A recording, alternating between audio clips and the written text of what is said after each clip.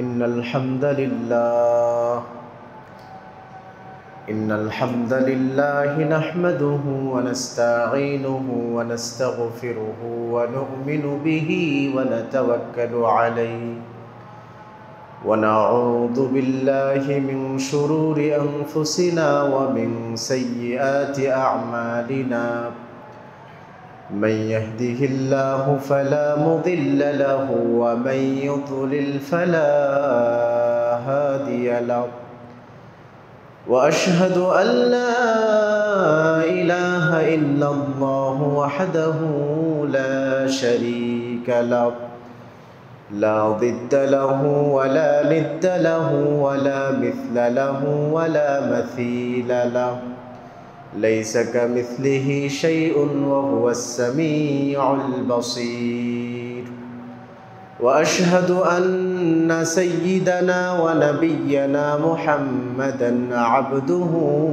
ورسوله الذي أرسله بالحق بشيرا ونذيرا وداعيا إلى الله بإذنه وسراجا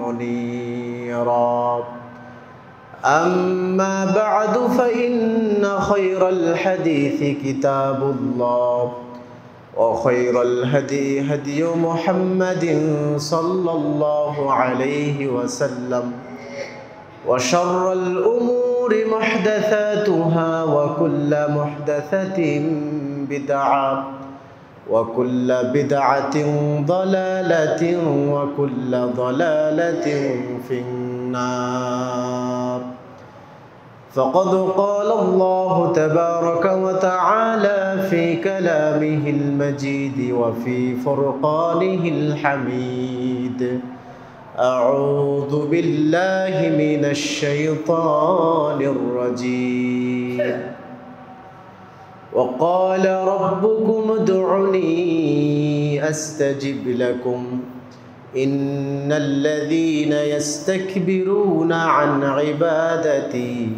سيدخلون جهنم داخرين وقال نبي الأمين المصطفى صلى الله عليه وسلم قال النبي صلى الله عليه وسلم لابن عباس رضي الله عنه يا غلام وعلمك كلمات احفظ الله يحفظك احفظ الله تجده تجاهك إلى آخر الحديث الحمد لله যাবতীয় প্রশংসা বিশ্বজাহানের প্রতিপালক আল্লাহ সুবহানাহু ওয়া তাআলার জন্য, যার বিশেষ দয়াতে দুনিয়াবি যাবতীয় ঝামেলা ব্যস্ততা থেকে মুক্ত হয়ে পৃথিবীর সর্বশ্রেষ্ঠ স্থান মসজিদে আসার সুযোগ পেয়েছি। সে আল্লাহর শুকরিয়া জ্ঞাপন করছি, আলহামদুলিল্লাহ।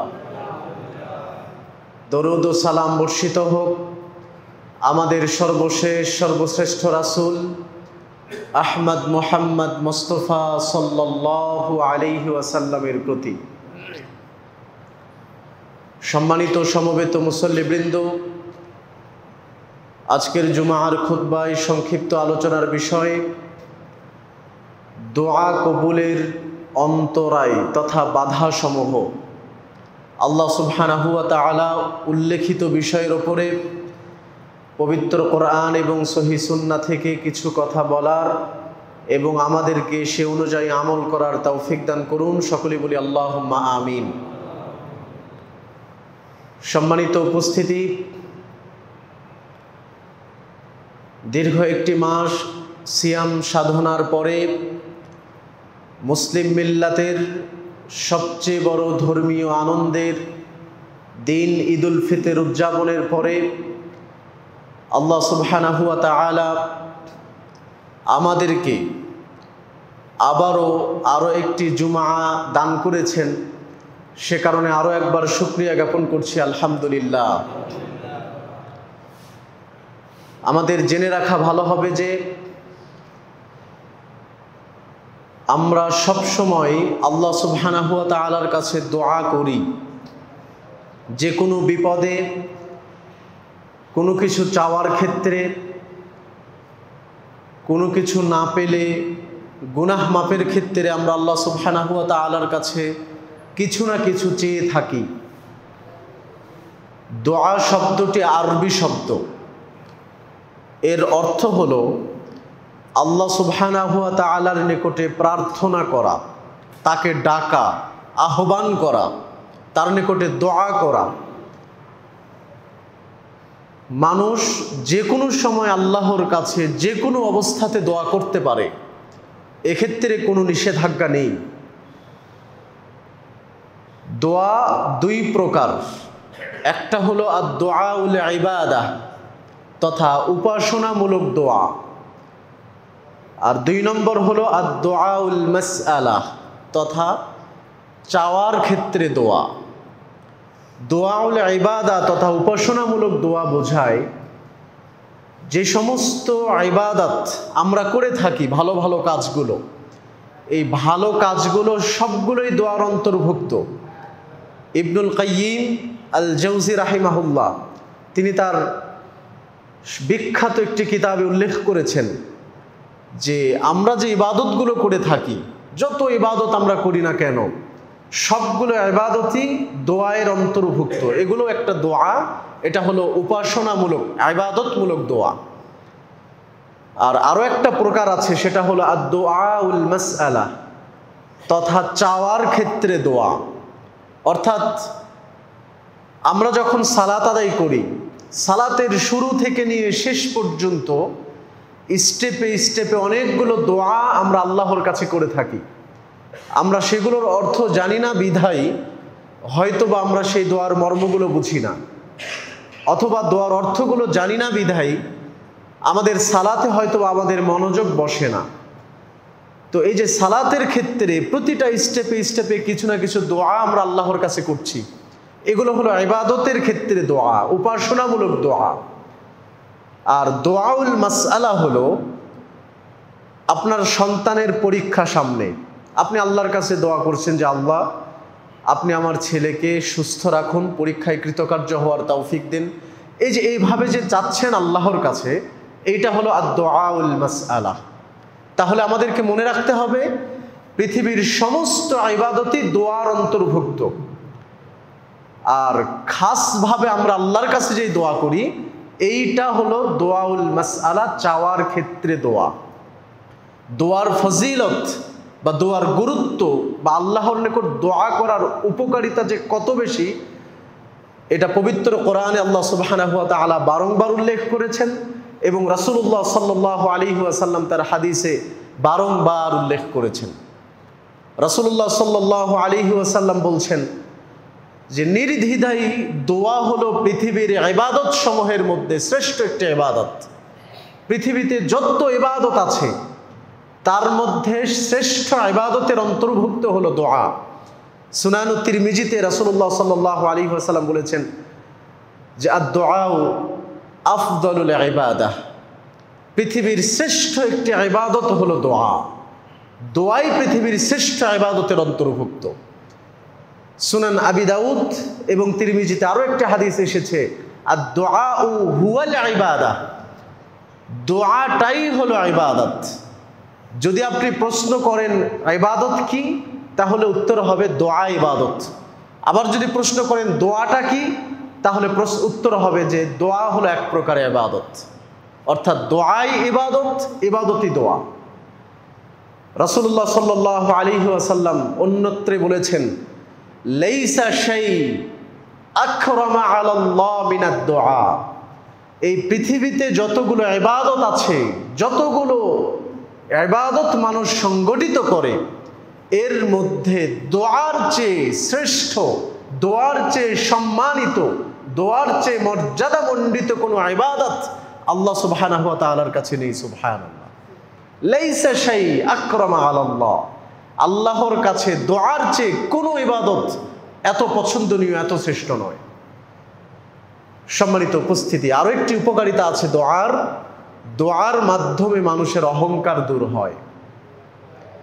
স্বাভাবিকভাবে আপনি বান্দা হিসাবে, দাস হিসাবে যখন আপনি আল্লাহর কাছে ছোট হবেন, আল্লাহর কাছে নত হবেন, আল্লাহর কাছে কোনো কিছু অনুনয় বিনয় করে আপনি ভিক্ষা চাইবেন, তখন আপনি নিজেকে তার নিকট সুপুর্দ করে দিয়েছেন, আপনি ছোট হয়ে গেছেন তার কাছে, আপনি তার দাস হয়ে গেছেন, তার কাছে আপনি চাচ্ছেন, এর মাধ্যমে আপনার অহংকার দূরীভূত হয়ে যায়। আল্লাহ সুবহানাহু ওয়া তাআলা বলেছেন, ওয়াকালা রাব্বুকুম উদউনি আস্তাজিব লাকুম। মুহাম্মদ সাল্লাল্লাহু আলাইহি ওয়াসাল্লাম, আপনি মানুষদেরকে বলে দেন যে ক্বালা রাব্বুকুম, তোমাদের রব বলেছেন, তোমাদের প্রতিপালক বলেছেন, তোমাদের ইলাহ আল্লাহ সুবহানাহু ওয়া তাআলা বলেছেন, উদউনি আস্তাজিব লাকুম, তোমরা আমাকে ডাকো, তোমরা আমাকে স্মরণ করো, তোমরা আমার নিকটে আহ্বান করো, তোমরা আমার নিকটে প্রার্থনা করো। আস্তাজিব লাকুম, তোমাদের প্রার্থনার হাকিকত যেমন হোক না কেন, তোমাদের অবস্থান যেমন হোক না কেন, আমি আল্লাহ সুবহানাহু ওয়া তাআলা তোমাদের দোয়াকে কবুল করে নেব। সুবহানাল্লাহ।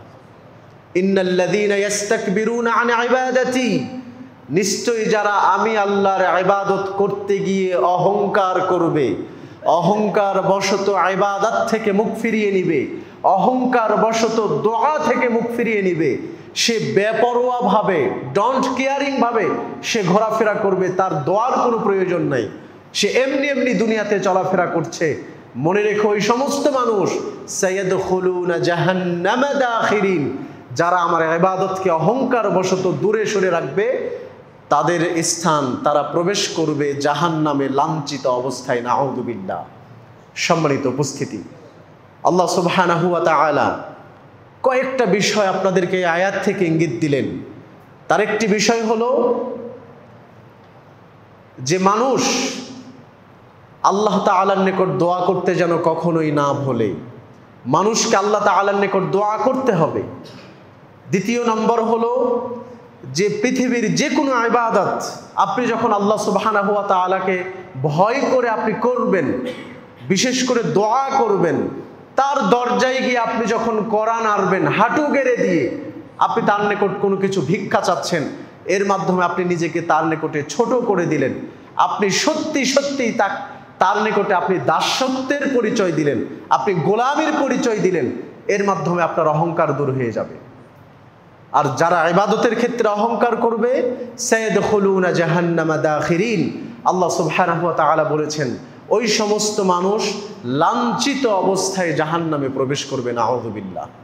সম্মানিত উপস্থিতি, দোয়া করার ক্ষেত্রে আরও একটি উপকার আছে, সেটা হলো মানুষের দোয়া কখনো বৃথা যায় না, বিফলে যায় না। আবু সাঈদ খুদরি রাদিয়াল্লাহু তাআলা আনহু থেকে বর্ণিত, তিনি বলেন রাসূলুল্লাহ সাল্লাল্লাহু আলাইহি ওয়াসাল্লাম বলেছেন, মা মিন মুসলিমিন ইয়াদউ বিদাওয়াহ, যখনই কোনো মুসলিম আল্লাহ সুবহানাহু ওয়া তাআলার নিকটে কোনো ধরনের দোয়া করুক না কেন, যখনই আল্লাহর নিকট দোয়া করবে, লাইসা ফিহি ইসমুন ওয়ালা কাতিয়াতু রাহিমিন, দোয়ার মধ্যে যদি দুইটা শর্ত বিদ্যমান থাকে, একটা হলো দোয়াটা পাপের ক্ষেত্রে হবে না, পাপ কাজের জন্য আল্লাহর কাছে দোয়া করছেন এমনটা হবে না, আর একটা কি, ওয়ালা কাতিয়াতু রাহিমিন, রেহেমের সম্পর্ক ছিন্নকারী সে হবে না, আত্মীয়তার বন্ধন ছিন্নকারী সে হবে না। এক মায়ের জরায়ু দিয়ে প্রসবকৃত দুই সন্তান, এই দুই সন্তানের মধ্যে কখনো ফাটল থাকবে না, একে অপরের বিচ্ছেদ থাকবে না। এই দুইটা শর্ত যদি মেনে কেউ আল্লাহর কাছে দোয়া করে, তো আল্লাহ সুবহানাহু ওয়া তাআলা ইল্লা আ'তাহুল্লাহু মিন ইহদা সালাস, আল্লাহ সুবহানাহু ওয়া তাআলা তাকে তিনটা জিনিসের যে কোনো একটা জিনিস দান করবেন। সম্মানিত উপস্থিতি, মনে রাখেন রাসূলুল্লাহ সাল্লাল্লাহু আলাইহি ওয়াসাল্লাম বলছেন, এই দুইটা শর্ত কেউ যদি নিজের মধ্যে বিদ্যমান রেখে, একটা শর্ত হলো পাপের ক্ষেত্রে দোয়া করা যাবে না, দুই নম্বর আত্মীয়তার সম্পর্ক রক্ষাকারী হতে হবে, ছিন্নকারী হওয়া যাবে না। এই দুইটা গুণাগুণ বৈশিষ্ট্য সম্বলিত কোনো মানুষ যদি আল্লাহর কাছে দোয়া করে, ইল্লা আ'তাহুল্লাহু মিন ইহদা সালাস, আল্লাহ সুবহানাহু ওয়া তাআলা তাকে তিনটা জিনিসের যে কোনো একটা দান করবেনই করবেন। এক নম্বর, রাসূলুল্লাহ সাল্লাল্লাহু আলাইহি ওয়াসাল্লাম বলছেন, ইম্মা আইয়াজালা লাহু দাওয়াতাহু, এক নম্বর হলো আল্লাহ সুবহানাহু ওয়া তাআলা চাইলে সাথে সাথে তিনি যেই দোয়া করেছেন সেইটা কবুল করে নেবেন, সুবহানাল্লাহ। দ্বিতীয় নম্বর হলো আও ইম্মা ইয়াদখিরাহা লাহু ফিল আখিরাহ, দুনিয়াতে যেই জিনিসের দোয়া করেছেন আল্লাহ সুবহানাহু ওয়া তাআলা দুনিয়াতে আপনাকে ওইটা না দিয়ে ওইটাকে আরো দামি করে, ওইটাকে আরো শ্রেষ্ঠ বানিয়ে আপনাকে আখিরাতের জন্য জমা করে রাখবেন, সুবহানাল্লাহ।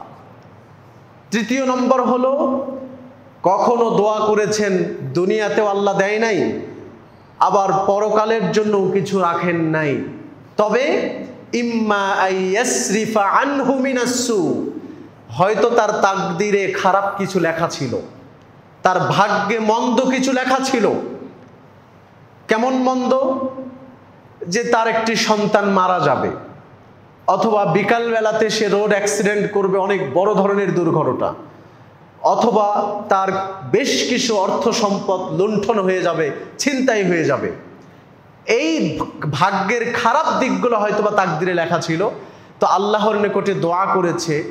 দোয়া আল্লাহ দুনিয়াতে তাকে কিছুই দেয় নাই, আবার পরকালের জন্য কিছু রাখে নাই, কিন্তু দোয়ার ফলে আল্লাহ সুবহানাহু ওয়া তাআলা তার ভাগ্য থেকে ওই খারাপ তাকদিরটা মুছে দিয়ে ভালোটা ওখানে স্থাপন করে দেন, সুবহানাল্লাহ। এই তিনটা জিনিসের যে কোনো একটা বস্তু, যে কোনো একটা বিষয় বা যে কোনো একটা ধরন আল্লাহ সুবহানাহু ওয়া তাআলা বান্দার জন্য কবুল করেন, অর্থাৎ বোঝা যাচ্ছে যে বান্দার দোয়া কখনো বিফলে যায় না।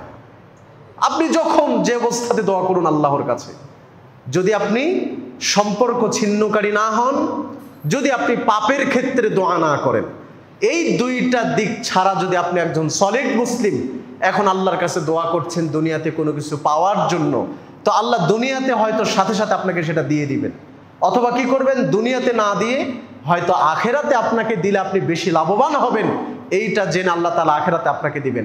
যদি এই দুইটা না দেন তাহলে মনে রাখতে হবে যে আল্লাহ সুবহানাহু ওয়া তাআলা হয়তো এই দোয়ার মাধ্যমে আমার তাকদিরের খারাপ কোনো দিক তিনি মুছে দিয়েছেন, সুবহানাল্লাহ।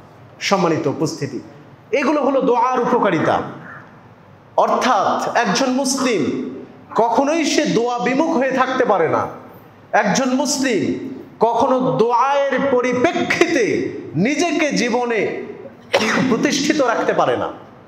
সুতরাং সর্বক্ষেত্রে সর্বাবস্থাতে আমাদেরকে আল্লাহ সুবহানাহু ওয়া তাআলার নিকট দোয়া করতে হবে, যে কোনো বিষয়ে দোয়া করতে হবে।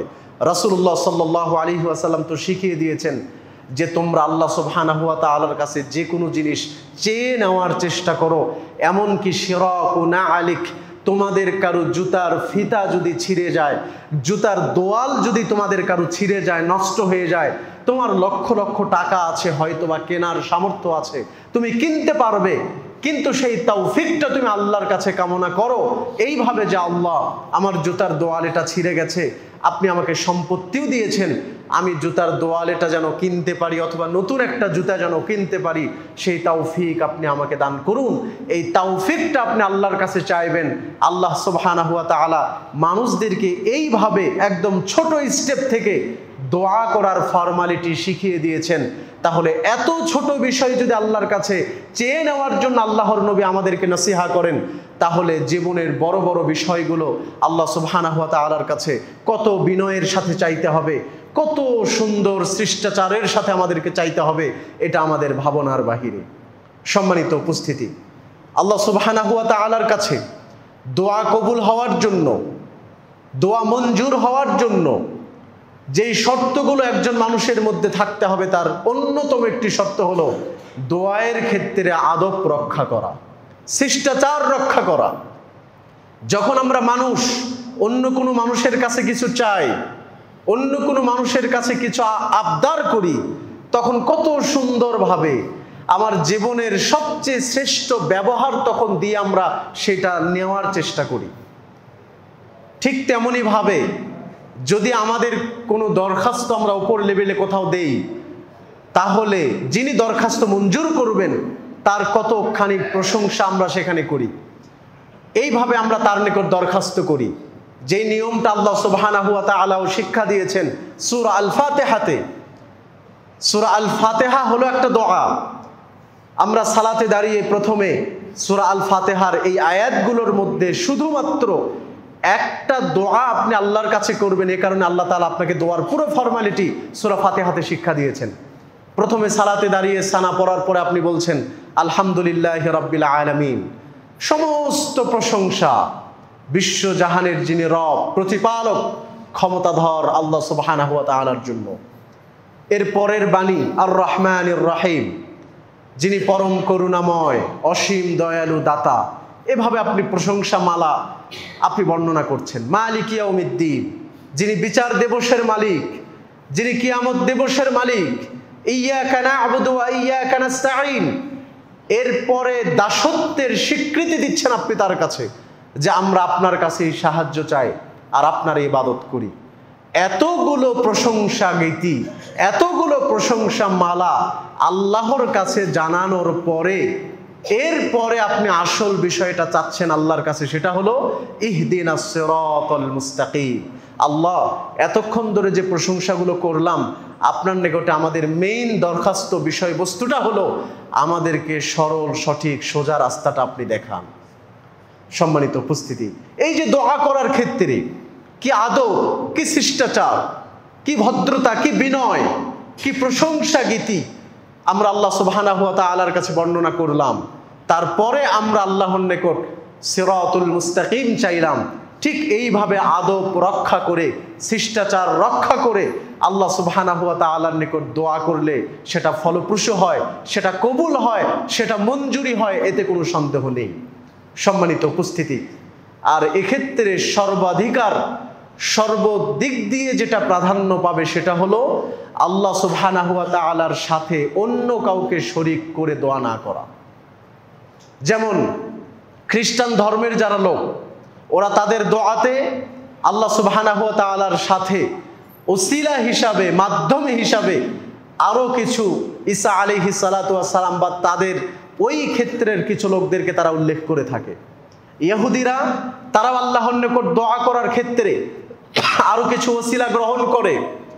ঠিক তেমনিভাবে কাফের মুশরিকরা, যে এই যে সামনে আসছে ঈদুল আযহা, এই যে কুরবানির যে বিধান, এই কুরবানির বিধানকে আল্লাহর নিকট কবুলকৃত হওয়ার জন্য আগের যুগের কাফের মুশরিকরা কুরবানির গোস্তকে মূর্তিদের মাথায়, রক্তকে কাবা ঘরের দেয়ালে, রক্তকে মূর্তির গায়ে মাখিয়ে দিত।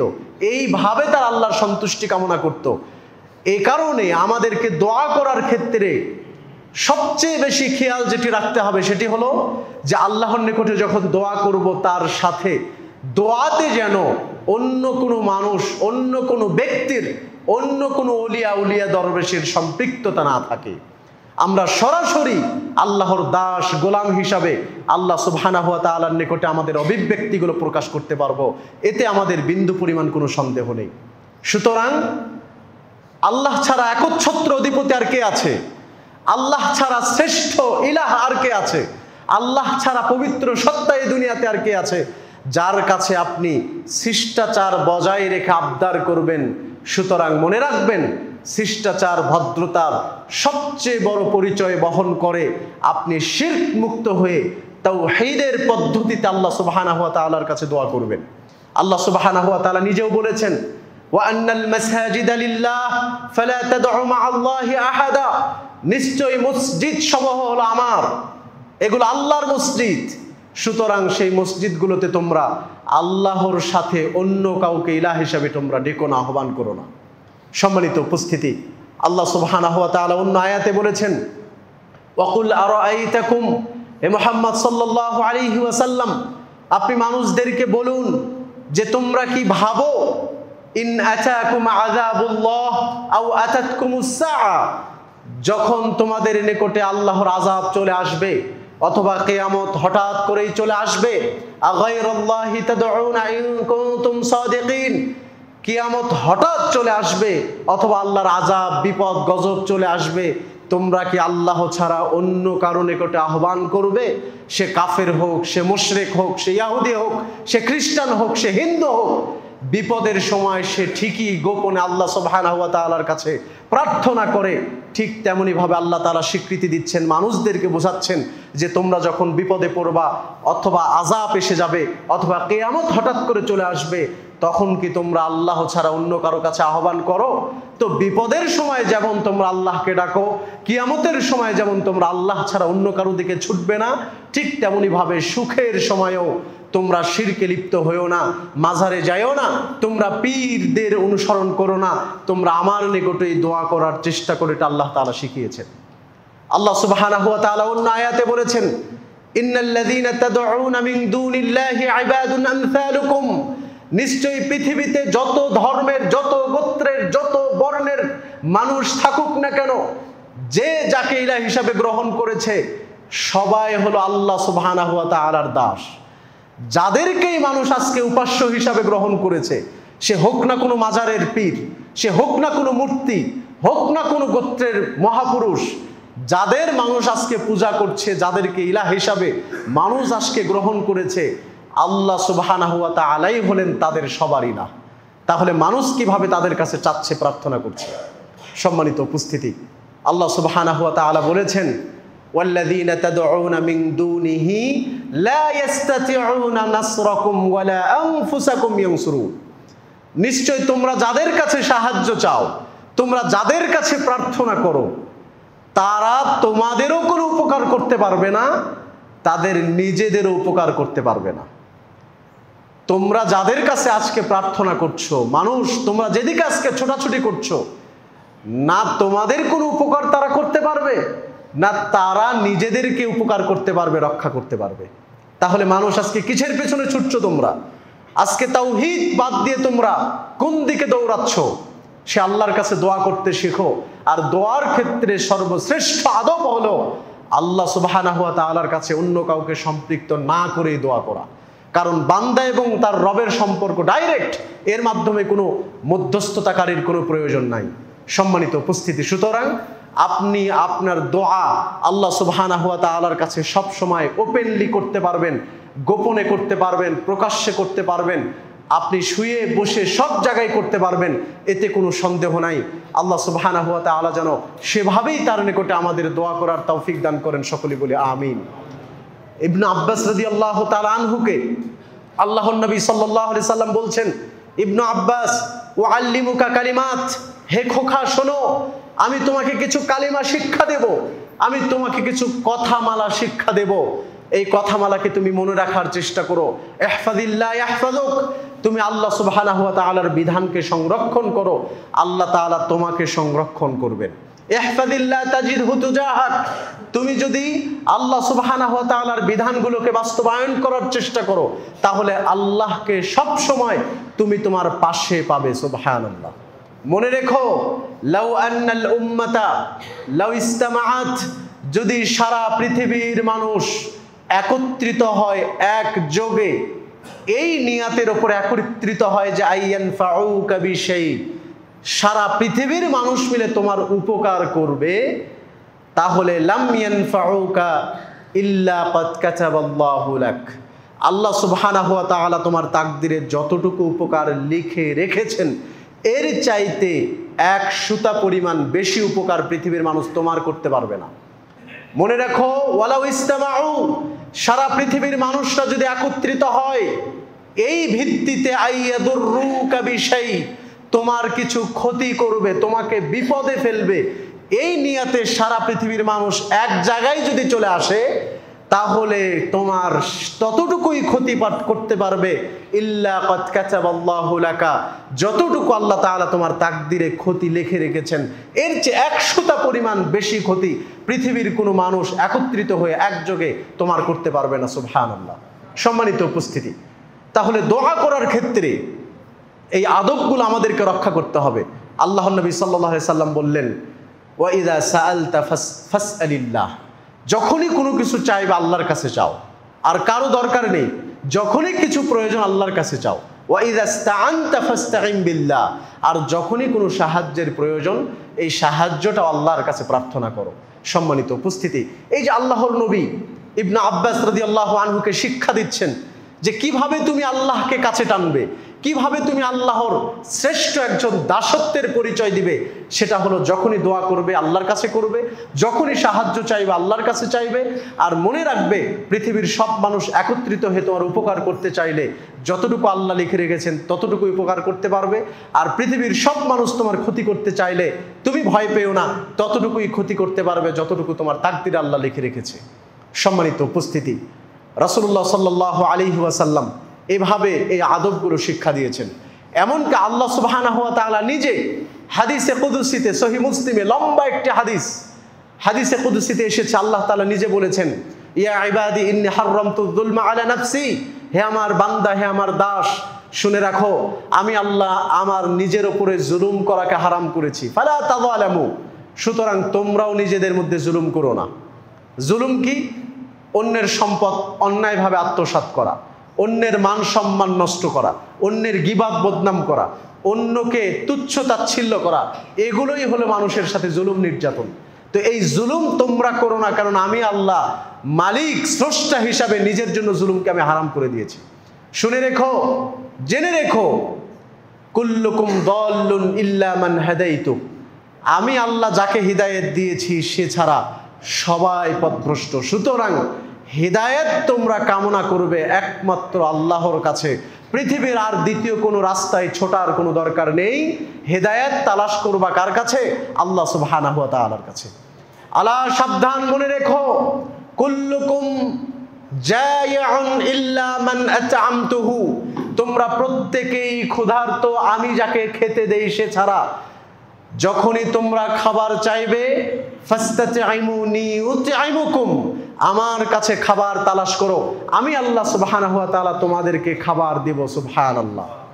আল্লাহ সুবহানাহু ওয়া তাআলা বলছেন, হে আমার উম্মত, হে আমার দাস, হে আমার গোলাম, শোনো, কুল্লুকুম আরিন ইল্লা মান কাসাইতু, তোমরা সকলেই ছিলে উলঙ্গ, কাপড়বিহীন, বস্ত্রহীন, ইল্লা মান কাসাউতু, আমি যাকে পোশাক দিয়েছি সে ছাড়া। সুতরাং সে আল্লাহর কাছে তোমরা পোশাক চাও, আমি আল্লাহ তোমাদেরকে সেই পোশাক দান করব। সুবহানাল্লাহ। সম্মানিত উপস্থিতি, এইভাবে আল্লাহ সুবহানাহু ওয়া তাআলা দোয়ার কিছু আদব, শিষ্টাচার আমাদেরকে শিক্ষা দিয়েছেন। দোয়ার অনেকগুলো শিষ্টাচার, আদব আছে, তার মধ্যে আমি একটা আদবের কথাই আপনাদের সামনে বিশেষভাবে উল্লেখ করলাম। সেটা হলো, দোয়ার ক্ষেত্রে পৃথিবীর অন্য কারো মধ্যস্থতার দরকার নেই। আপনি আপনার নিজের দোয়া নিজেই করতে পারবেন, এতে কোনো সন্দেহ নেই, এবং সেটাই সবচেয়ে বড় গ্রান্টেড এবং মঞ্জুর এবং কবুল হবে। সম্মানিত উপস্থিতি, যেটা আমরা কোরআন এবং হাদিস থেকে বুঝতে পারছি, আল্লাহ তাআলা আমাদেরকে সে অনুযায়ী দোয়া করার তৌফিক দান করুন। সকলে বলে আল্লাহুম্মা আমিন। দোয়া করার ক্ষেত্রে কিছু অন্তরায় আছে, কিছু বাধা আছে, যেই পরিস্থিতিতে আল্লাহর নিকট দোয়া করলে তিনি দোয়া কবুল করেন না। তার মধ্যে গুরুত্বপূর্ণ একটা বাধা সৃষ্টিকারী বিষয় হলো হারাম খাদ্য, হারাম পোশাক এবং হারাম যেই খাদ্য দিয়ে আপনি আপনার দেহকে গঠন করেছেন, এই শরীর, এই দেহ, এই পোশাক, এইটা দিয়ে আল্লাহর কাছে যদি আপনি কিছু চান, আল্লাহ আপনার দোয়াকে কবুল করবেন না। সহিহ মুসলিমের হাদিস আমরা এমনটাই জানতে পেরেছি। আবু হুরায়রা রাদিয়াল্লাহু তাআলা আনহু থেকে বর্ণিত, তিনি বলেন, রাসূলুল্লাহ সাল্লাল্লাহু আলাইহি ওয়াসাল্লাম তিনি বলেছেন, ইন্নাল্লাহা তাইয়্যিবুন লা ইয়াকবালু ইল্লা তাইয়্যিবা, নিশ্চয় আল্লাহ তাআলা পবিত্র, তিনি পবিত্রটাকেই সবসময় গ্রহণ করেন। এরপরে তিনি কিছু আয়াত তেলাওয়াত করলেন। তার একটি আয়াত হলো যে আল্লাহ সুবহানাহু ওয়া তাআলা নবীদেরকে যেমন হালাল গ্রহণের নির্দেশ দিয়েছেন, ঠিক তেমনিভাবে মুমিনদেরকেও, আপনাদেরকেও, মুসলিমদেরকেও হালাল ভক্ষণের, পবিত্র ভক্ষণের নির্দেশ প্রদান করেছেন। একটা খাবার, সেইটা হালালও হতে হবে, অর্থাৎ ইনকাম যে সোর্স সেইটা হালাল, পিওর হতে হবে, খাঁটি হতে হবে। ঠিক একইভাবে ওই খাবারটা পবিত্র হতে হবে। আপনি আপনার নিজের অর্থে, নিজের টাকা দিয়ে, ঘাম ঝরানো পয়সা দিয়ে আপনি যেটা কিনবেন সেটা হালাল। যেমন আপনি বিড়ি সিগারেট যদি কেনেন, এটা আপনার জন্য হালাল, কিন্তু ওইটা খাওয়া আপনার জন্য তয়্যিব নয়, পবিত্র নয়, এটা আপনার জন্য অনুচিত।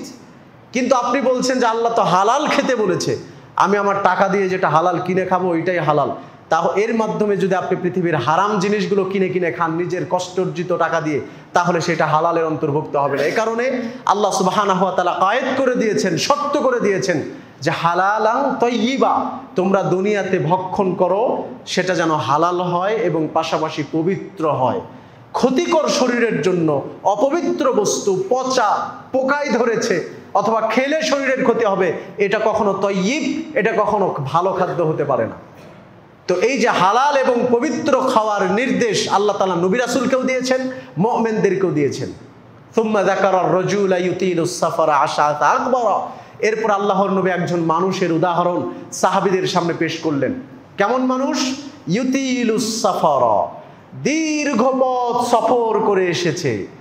মুসাফিরের দোয়া আল্লাহ তাআলা কবুল করেন মর্মে একাধিক হাদিস আছে। মুসাফিরের দোয়াকে আল্লাহ ফিরিয়ে দেন না মর্মে একাধিক হাদিস আছে। তো এখানে বোঝানো হচ্ছে যে একজন মুসাফির দীর্ঘ পথ পাড়ি দিয়ে এসেছে। আশআসা আকবারা, চুলগুলো এলোমেলো, উস্কো খুস্কো। আকবারা অর্থাৎ পুরো শরীর তার ধুলায় মলিন, জীর্ণ শীর্ণ পোশাক। এ অবস্থাতে ইয়ামুদ্দু ইয়াদাইহি ইলাস সামা, তার দুই হাতকে আসমানের দিকে প্রসারিত করে আল্লাহর নিকটে দোয়া করছে। আয় রব্বি, আয় রব্বি, হে আমার রব এইটা কবুল করো, হে আমার রব এইটা কবুল করো, এই বলে বলে সে দোয়া করছে। এখন আল্লাহর নবী বললেন, সাহাবীরা তোমরা জেনে রেখো মাতআমুহু হারামুন, লোকটা যে দোয়া করছে সে যা খায়, সে যেইটা খেয়ে তার শরীরের কোষগুলো বড় করেছে সেইটা ছিল হারাম পথের। ওয়া মালবাসুহু হারামুন, সে যেই পোশাকটা পরে আছে এইটাও হারাম অর্থ দিয়ে কেনা। ওয়া মাশরাবুহু হারামুন, সে যে পানিটা খেয়েছে ওই পানিটাও হারাম ভাবে আসা পানি।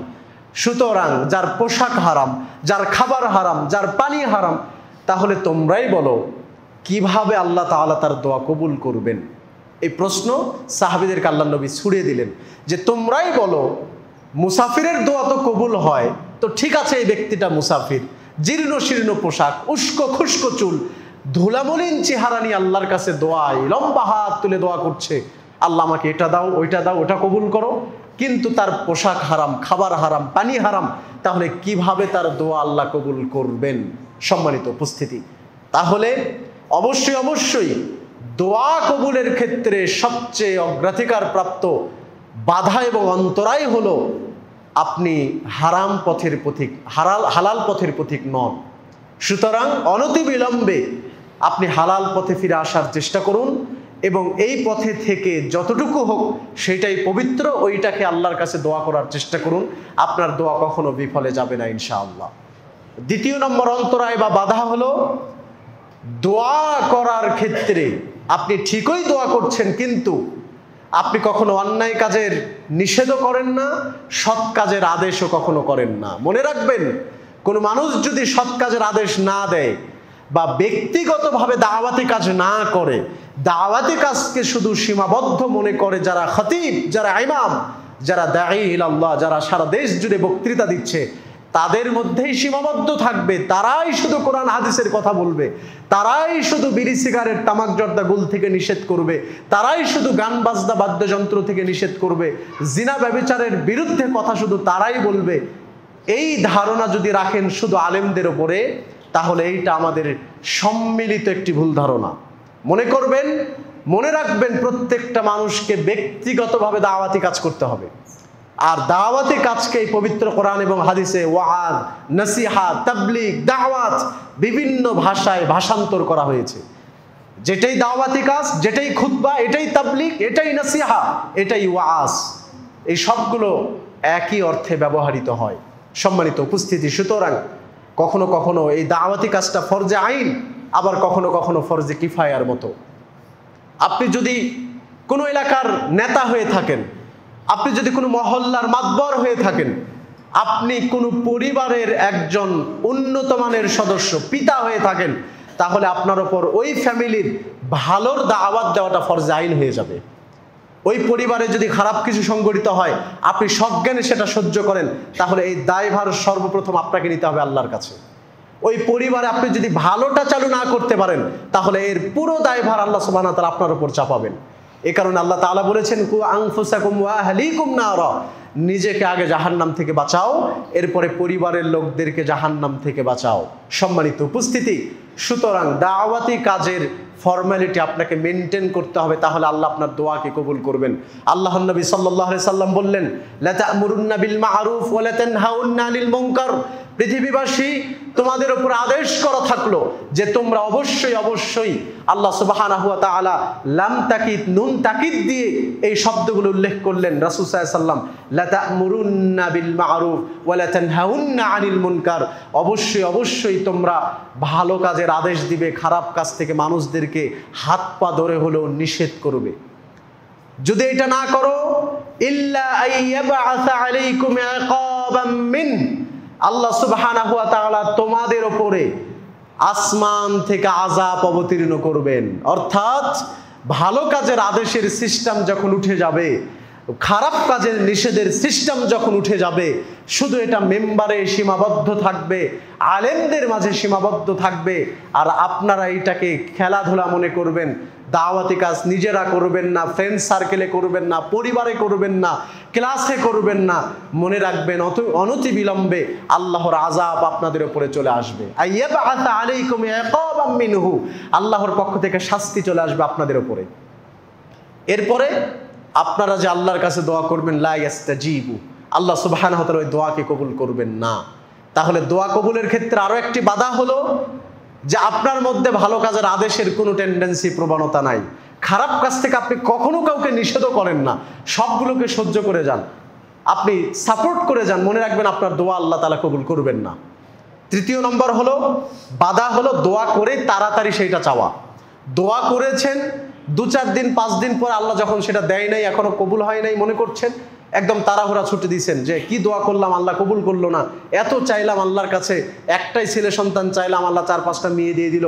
এই যে এইভাবে আল্লাহর বিরুদ্ধে যে অভিযোগগুলো আপনি করছেন, তাড়াহুড়া করছেন, বা সন্তান হয় নাই, আপনি আল্লাহর বিরুদ্ধে মন্দ ধারণা নিয়ে নিজেকে জীবনযাপন করলেন, এই যে এই ধরনের বিষয়ে দোয়া কবুল হওয়ার ক্ষেত্রে অন্তরায়, বাধা। আল্লাহ সুবহানাহু ওয়া তাআলা বলছেন, ইউস্তাজাবু লিল আবদি, মুসলিম যদি আল্লাহর কাছে দোয়া করে, সেই দোয়াকে আল্লাহ তাআলা কবুল করবেনই করবেন। যদি কোনোই দোয়া করে, সেটা আল্লাহ তাআলা কবুল করবেন, মা লাম ইয়াদউ বিইসমিন আও কাতিআতি রাহিমিন। ওই যে আর আগের হাদিসটার মতো এই হাদিসেও একই তাল আপনাকে জানানো হচ্ছে যে পাপের দোয়া না করলে, দোয়া করার ক্ষেত্রে আত্মীয়তার সম্পর্ক ছিন্ন না করলে, এবং মা লাম ইস্তাজিল, তাড়াহুড়া না করে দোয়া করলে আল্লাহ তাআলা সেই দোয়া কবুল করবেনই করবেন। সাহাবীরা জিজ্ঞেস করলেন, ইয়া রাসূলুল্লাহ মাল ইস্তিআজাল, তাড়াহুড়া আবার দোয়ার ক্ষেত্রে এটা কিভাবে হয়ে থাকে? তখন আল্লাহর নবী বললেন, ইয়াকুলুল আবদু কদ দাআউতু ফালাম আরা ইস্তাজিবু লি। আল্লাহর নবী আবার শিখিয়েও দিলেন তাড়াহুড়া কিভাবে মানুষ করবে। মানুষ কি বলবে যে আল্লাহর কাছে এই দোয়াগুলো করলাম, ফালাম আরা ইস্তাজিবু লি, একটা দোয়াও তো দেখলাম না আমার আল্লাহ আমার জন্য কবুল করলো, আমার কপালই খারাপ। এই যে এই মন্দ ধারণা নিয়ে, একটা আল্লাহর প্রতি কুধারণা নিয়ে, বিরূপ ধারণা নিয়ে আপনি জীবনে বসবাস করলে আপনার কোনো দোয়াই আল্লাহ কবুল করবেন না, এই কথাই সত্য। সুতরাং সুধারণা রাখতে হবে, তাড়াহুড়া করা যাবে না। মনে রাখতে হবে দোয়া করেছেন এইটা এই যুগে না পেলে, এই কালে না পেলে ও কালে ইনশাআল্লাহ পাবেন। আর যদি সেখানেও আল্লাহ না দেয়, মনে রাখতে হবে তাকদিরে খারাপ কিছু ছিল, ওইটা আল্লাহ কি করে দিয়েছেন? মুছে দিয়েছেন। এইটাই হলো দোয়ার পাওয়ার।